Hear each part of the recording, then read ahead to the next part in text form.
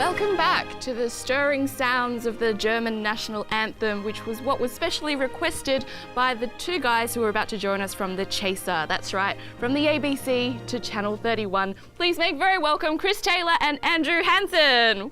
Woo! Right, thank you.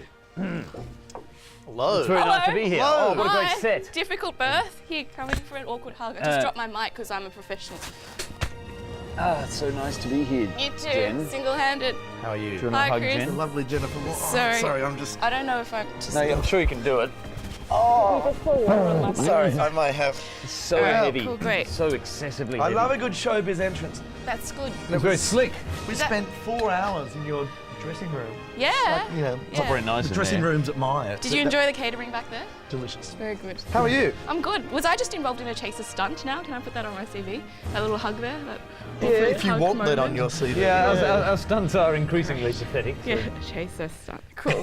Great. How's it going, guys? It's terrific. It's Is it? really It's lovely good to be be in at Channel Melbourne. 31. You know, We've Channel always 31 been is very nice. avid viewers, huge supporters of My, community radio. my wife used to community present. She used to present on 1700. Really? Yeah, she did. The 1700s, it's still on, isn't it? I'm not sure. That's a century, right? The 1700s?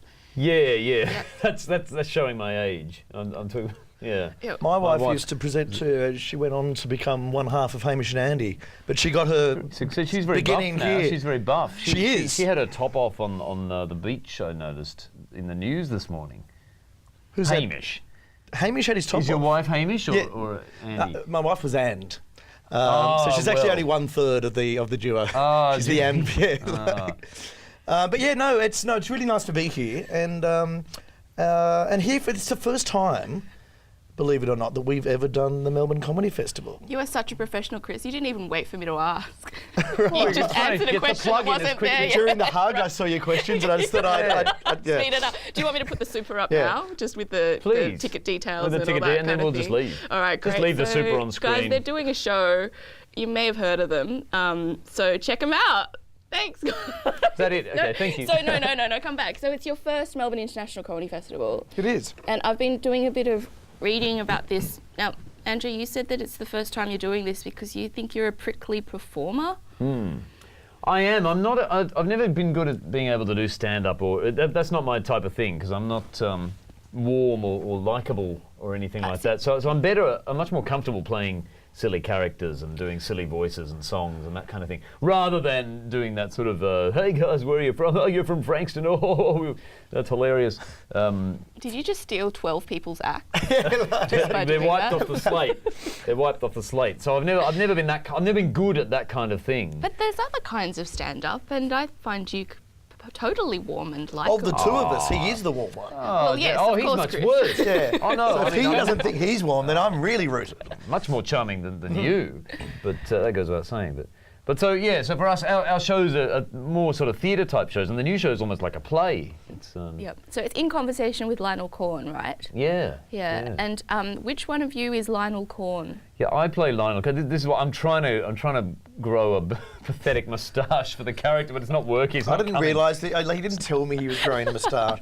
I just thought when in Melbourne, he thought I must get hipster moustache. It has two uses. It has two. It's also for Melbourne, and it's for the weather and the fashion and all that Yes. sort of thing. It protects me. And I notice your socks are visible as well. So yeah, that's I'm another trying to do a bit of addition. that. Yep. To get some sock Yep. happening, but And where did you park your fixie? yeah, just behind the curtain. Behind the organic coffee shop. Yeah. That's in the catering But you room. know, Lionel Corn, I guess, that Andrew's playing, he's a Scotsman. For no apparent reason other than Andrew loves doing the accent. And Badly. We've got a bit in the show about how bad my accent actually is. But he's terrible. a famous author. The premise of the show, it's sort of a piss take of these Meet the Author events or in conversation events that you get at writers' festivals or like this interview. So like It's a in bit conversation within conversation with Lionel Corn. It kind of is Yes. in conversation Yeah, when you're yeah, talking about yeah. Lionel Corn. And So he's- tell me, how did you write it? With a pen or? They always Quill. ask that. I've got a question. Quill. How did you write it? We do. What exercise that. books We do do you ask use? that. We Or ask, do you- what's your yeah. process? How do you Yes, write? what's your process? Where do you get your ideas? The For the funny audience thing was, I don't know if I've told you this, Andrew. I was, Jen and I recently did a TV show recently called Plock. We were filming a show which you did a guest role in as did a well. little bit. And we were shooting a scene one night, and Jen was asking me, "Oh, what's the premise for your show?" I said, "Oh, it's sort of a piss take of writers' festivals and, you know, those in-conversation events and annoying questions from the floor." And she said, "Oh, yeah, I've done that exact show." And I felt mortified. I said, "Oh, fuck, we have completely stolen Jen's idea." Now, I've followed a lot of Jennifer Wong's career, but somehow this show had escaped me.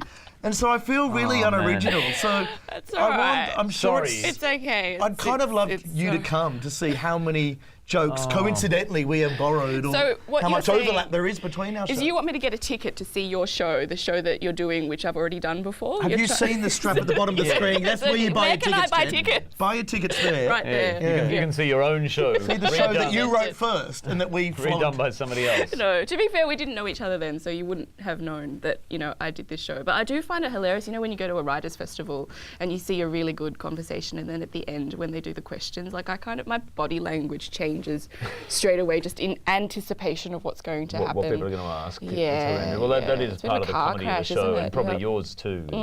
It's almost a genre in its own right, the Writers' Festival question. And, Yep. and, you know, I mean, not everyone goes to these things, but whenever we describe the show to people, most people immediately know what we're talking about. You only have to have been to one of these things. You go, oh, those things where there's always someone who gets up and hogs the mic for 4 minutes and doesn't even ask a question, just wants to volunteer their own thoughts. There's not a question mark involved in the whole amount of words that they say. So look, you know, and this is a bit of an exorcism for us in a way, or for me, because I've had to host these things for real, like kind of being the serious moderator, and I always feel really fraudulent and uncomfortable doing them. So this is a chance to expunge all that guilt and just take the piss out of it. An exorcism sounds very extreme. I mean, that involves chundering and Anything to sell the show. your head spinning around. I mean, that's... Well, tonight's show I will be chundering. okay, well... Don't sit in the first row. I will be chundering my guts out as part of an exorcism of you writers' heard it festivals. here. As a moderator, have you ever jumped in and actually had to cut someone off for time reasons to wrap their question up or turn it into a question? I just want to interrupt you there. Was that question too long? Sorry. We don't Sorry. quite have time to delve into all that. Well, what I really liked about this interview was, first of all, you covered your relationship with each other, and then we briefly went, you know when they do the summary? They do sum up. You Yeah, I gotta really sum up. liked it. I went to one a couple of years ago. You know the actor Michael Cera? Yes. From yes. Arrested Development and Juno and stuff. He was performing a play in Australia, and they did a Q&A with the cast afterwards. And it was the most excruciating Q&A I've ever been. Like, there were people getting up, like young sort of Juno type fans, and just go, Michael, how do you act? Like, what's the how do you learn your lines? It was just really inane and that kind of thing. What did he say? How does he act? I'd like to know. I didn't know. That's a very hard question to answer. How does anyone act? yeah. Like, it's a general question. How does one not act? Yes, no, One that's might true. I pretend to be somebody. Like us. Well, that's what Paul Hogan had a funny thing to say about that acting. That was what he told his kids about what he does for a living, and he said he didn't feel very proud saying to them, I pretend to be somebody. That's a summary of his life. Yeah. Kids should that's love what it is. that, because that's what kids do themselves. Well, they do, don't you? Yeah, it's play. It's just not growing up. Maybe it's is it? regarded as something an adult shouldn't do, but I think that's the It lovely is, by thing many, about the by comedy many. festival. You see a lot of adults who refuse to acknowledge their adulthood. No, it angers some people. It angers a lot of people. I get told to grow up all the time. Do you get this as a comic? Do you get told grow up? I get that all the time on Twitter. People who are tweeting me back. Grow up! As if that's the most fun thing you could do in life. Oh, we're all hoping to grow up, because how happy does that make you? That's the other reason you're trying to grow a moustache, just to look older and more distinguished. It's because they've been tweeted at to grow up many times. Yeah. This is all I can do. Is this That's a normal adult response as well, isn't it? Someone has a go at you on Twitter and you don't shave as a response. That is how I respond to most criticism. I grow moustaches. You know, I've had arguments with people. Moustache appears. You know, Is November an angry time for you? Just so furious. That is just a month of And he my hates blood's November, boiling. so he gets so angry with the whole month that he, ironically, huge moustache I hate for me. charity. And I it's a hate vicious supporting circle. depression. When I Vicious circle. I mean, God. Oh, it's horrendous. Cranking a mo is what I've heard it's called now. Cranking a mo. I'm too old to know what apparently. that means. Cranking a I'm mo. far too old, but I did hear a cool young person say about somebody who had an awesome moustache. Yeah. Oh, I love that Michael's walking around cranking a mo. I think cranking a mo would sound great in Lionel Cohen's Scottish accent. Cranking. There you go. It sounds like a legitimate, his terrible a accent. legitimate thing. Yeah. So, do you have audience people who can ask questions in your show, in conversation? A lot of the show is Cool. pre-recorded bits of the audience asking terrible questions. Right. You know, It's, a little I don't know how you did it when you did the show, Jen. Yeah, but is that your version of it? It's funny, it's a good question. I had some questions being asked. 'Cause Yeah, when we began devising it, we assumed we would go open, throw the floor open to actual punters. What we've worked out is in the trials, it kind of was very confusing when we were talking a real audience and fake audience. So they're all scripted and they're all on audio files. So we don't go to the audience. There's And no audience You're interaction. absolutely welcome to ask a question. If you want to Well, if ask, you really want go to. for it. But we never. I'll ask a question. Why did you steal my show idea? How much Sorry, percentage of our royalties do you want? No, it's all right. Okay. Next year we're going to come back and do the show you're doing this year.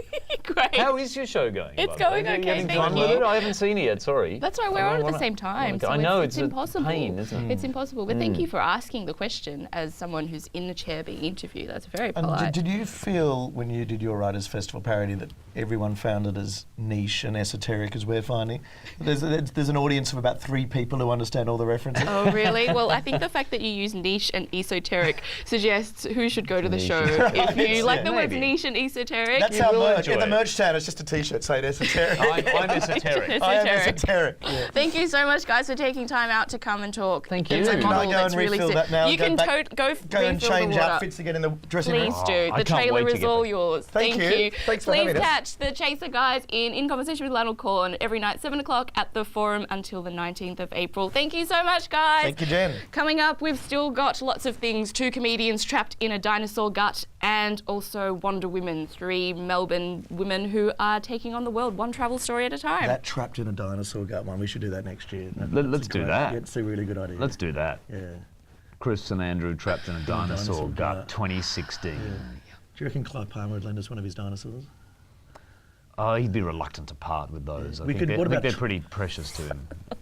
We could be trapped in Clive Palmer's gut. That's a very big set, very expensive. You'd have to play like Ace Arena. I or think something.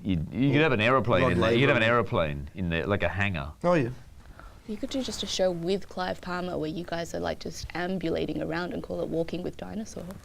Hey! You are the queen of puns, Jennifer. You are the queen of I puns. thought we were going to get through the whole interview with no pun. We got one. Oh no, I just spilled myself. That's lots of pun.